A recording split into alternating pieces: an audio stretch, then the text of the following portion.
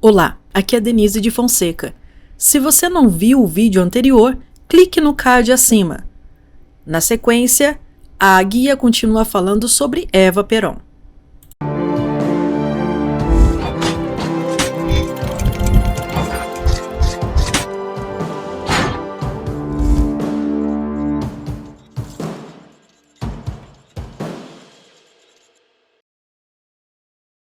Obviamente es un personaje polémico de la historia argentina, sin duda ha despertado muchas pasiones a favor y en contra.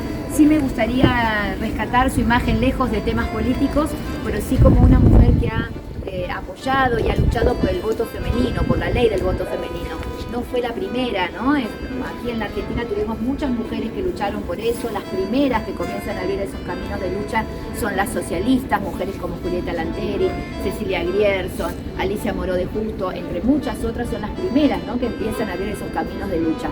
Años después Evita también transita esos mismos caminos. Finalmente en el año 1947 se sanciona la ley del voto femenino y en 1951 por primera vez en la Argentina las mujeres pudimos votar. Así que creo que eso también es interesante decirlo, es parte de la historia argentina. Y bueno, cada una en ese camino de lucha puso su granito de arena para que finalmente pudiéramos tener ese derecho. Vamos a irnos por este lado a conocer una historia que tiene una leyenda. Vamos por este lado.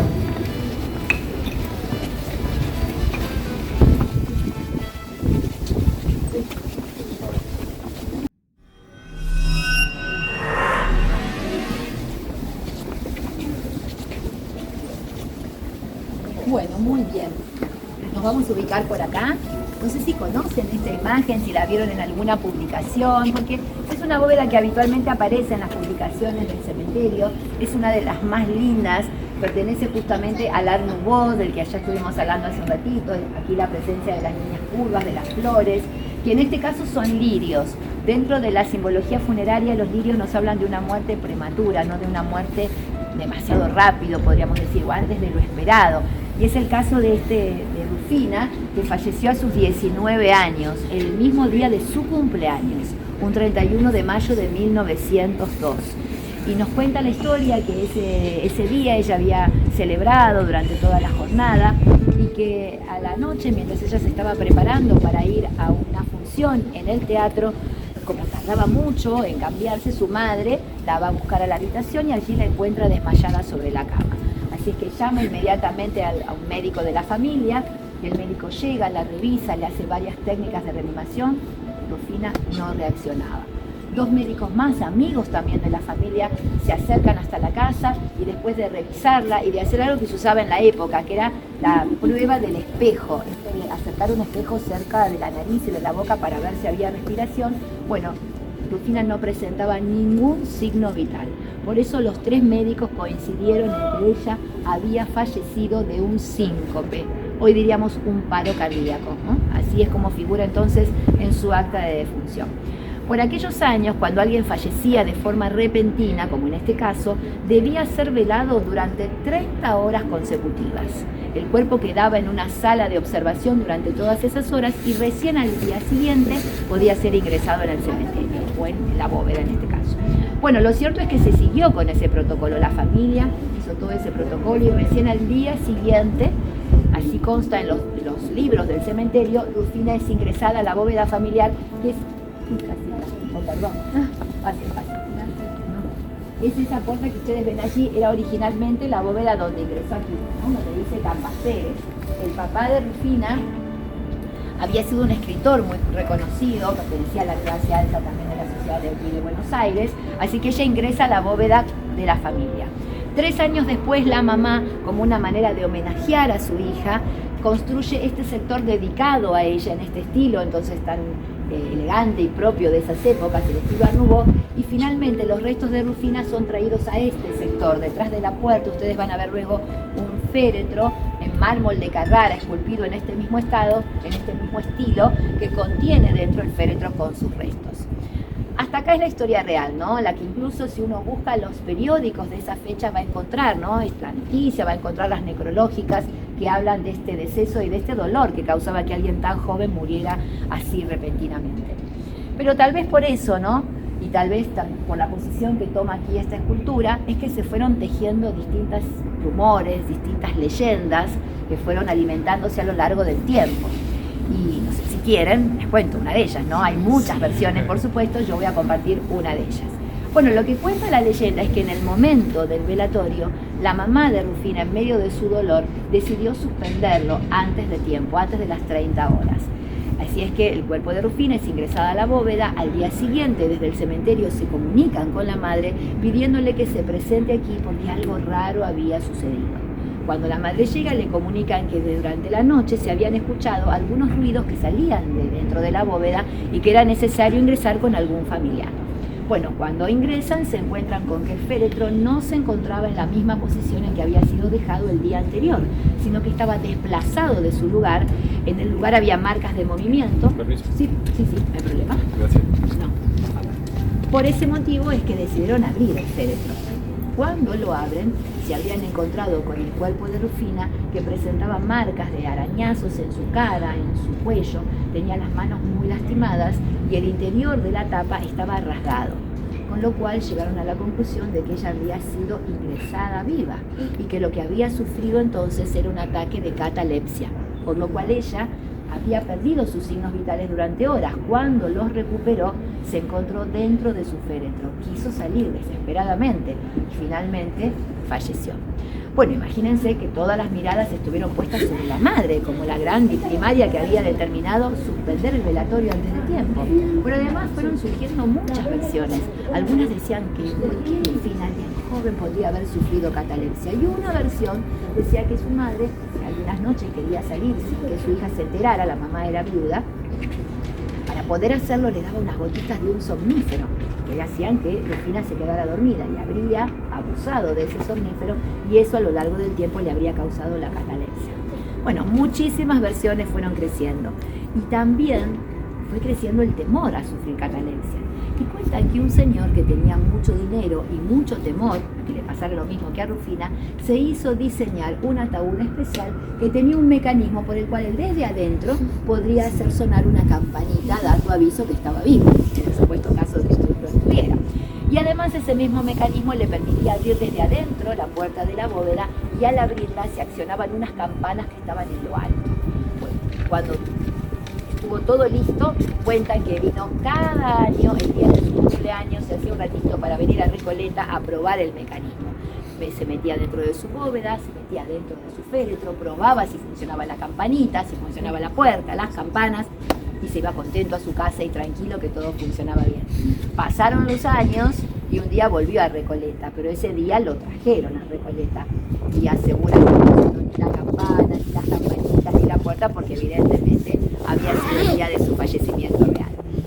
Aunque ustedes no lo crean, la leyenda va por más y dice que cada noche cuando oscurece, Rufina sale de su bóveda y anda dando vueltas por los pasillos de este cementerio. Algunos la nombran como una dama de blanco que vive en este cementerio y que cada noche desesperadamente intenta salir de aquí. Así es que algunos vecinos de Recoleta aseguran haberla visto detrás de los vidrios de la entrada, tratando de salir. Otros dicen que la vieron detrás de las rejas del portón de salida llorando, tratando de salir desesperadamente. Y algún otro, más osado, dijo haberla visto a Rufina del otro lado del muro, en la calle, acá a la vuelta. Claro que el que la vio parece que se había tomado unas cervecitas acá enfrente, así que no es muy segura esa versión. Bueno, por supuesto, como les decía, esto no es más que una leyenda. Si nosotros lo analizamos un poquito, lo traemos a la realidad, podemos pensar que tal vez Rufina sufrió una muerte súbita, tal vez tenía alguna enfermedad que no pudo detectarse a tiempo allí por 1902. Por otro lado, también su mamá, antes de casarse con Cambaceres, había sido artista, bailarina de ballet, cantante lírica, y en aquellos años las mujeres que provenían del mundo artístico no eran muy bien vistas, ¿sí? Sobre todo se consideraban que tenían una moral un tanto dudosa y nunca fueron aceptadas por la clase alta, así que probablemente de allí venían todas estas versiones que difamaban a la madre. Y finalmente, ¿por qué esta imagen? Bueno, aquí sería como esta despedida de Rufina, ¿no? Con esa triste mirada, despidiéndose de su vida y al mismo tiempo abriendo esa puerta que es el paso a su vida eterna. Así podríamos explicarlo. Más allá de todo eso, siempre hay alguien que se queda pensando si Rufina quiere entrar o quiere salir. Pero eso ya queda a criterio de cada uno de ustedes. Bueno, les propongo ahora hacer la despedida en la última bóveda que vamos a visitar, que está aquí muy cerquita. Vamos a irnos por este lado. La simbología, ¿viste?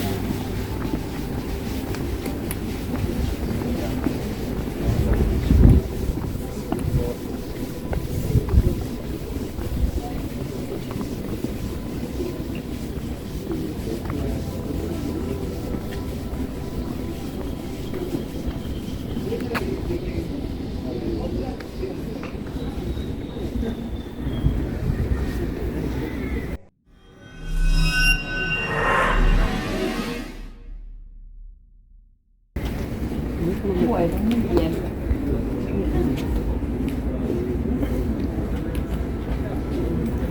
Otra escultura que llama la atención también, mucho porque hay un perrito, ¿no es cierto?, aquí acompañando a Liliana, que era esta joven, Liliana Pinciardi, que murió en el año 1970. Ella estaba de vacaciones en Austria, en un centro invernal, junto con su esposo.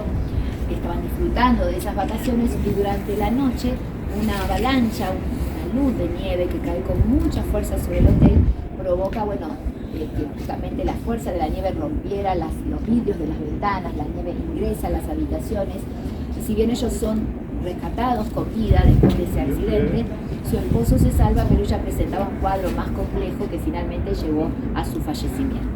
Así que sus padres se encargan de la repatriación de los restos. Ella ingresa inicialmente en el cementerio de Chacarita y luego los padres adquieren esta bóveda especialmente para ella inicialmente.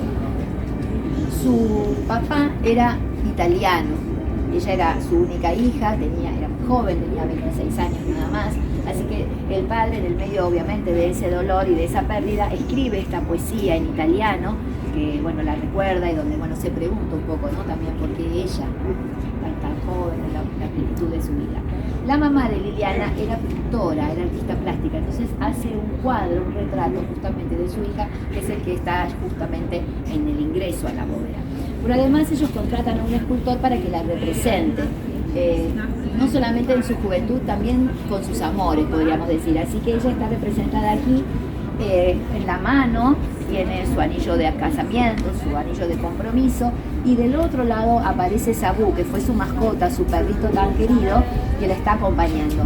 Toda la obra fue hecha en bronce, y el artista decidió darle esta pátina final, ¿no es cierto?, que le da una coloración más oscura. Sin embargo, llama la atención que el hocico de Sabú está muy dorado, ¿no es cierto?, y eso tiene que ver justamente con un mito que se fue generando aquí en el cementerio. Alguien dijo alguna vez: si venís al cementerio de Recoleta, tocás la nariz a Sabú, vas a tener buena suerte. Toda la gente que venía al cementerio le tocaba la nariz a Sabú, y eso hizo que se vaya puliendo, ¿no?, que se vaya saliendo la pátina, y entonces dejó al descubierto el bronce original, se fue gastando el material. Pero lo que esa gente no sabía es que el mito tiene una segunda parte, que es importante conocer, y que dice así: que si venís al cementerio de la Recoleta y le tocas la nariz a Sabú, vas a volver al cementerio de la Recoleta. Pero lo que no se sabe es de qué manera vas a volver. Así que ante la duda, mejor no tocarlo, ¿no es cierto?, por las dudas. Si alguien quiere pedir un deseo, bueno, sin tocar esa nariz, conectándose ahí con Sabú, puede pedirlo y él seguro te lo va a cumplir. Y es una forma también de preservar el patrimonio, ¿qué les parece? Sí. Bueno, con esta historia, con los mitos, con las leyendas, con las historias reales, llegamos al final del recorrido. Espero que les haya gustado. Para mí fue un placer compartirlo con ustedes, así que los invito, si desean a quedarse, libremente pueden recorrerlo. Si desean salir, este es el portón de salida. Recordar que el horario en que se cierran las puertas son las 6, por las dudas que se queden mucho rato, salgan un ratito antes, y si no, mañana te cuentas qué pasa acá a la noche, ¿qué les parece? Muchas gracias a todos por visitarnos y por acompañarme en lo personal. Muchos besos, linda estadía, linda vida, sobre todo para todos. Un aplauso para todos los